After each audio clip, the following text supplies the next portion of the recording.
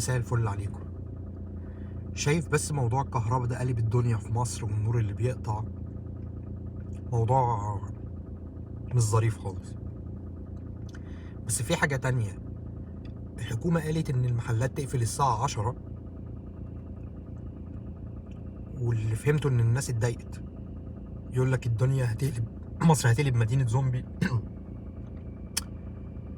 ومش زومبي. طب ما هو ده اللي بيحصل في العالم كله. أنا هنا عايش في أستراليا، الدنيا بتقفل الساعة 5 6. الأماكن اللي بتسهر أماكن معاها تراخيص إنها تعمل كده، ودي أماكن قليلة جدا، بتبقى معدودة على الصوابع في المناطق. ف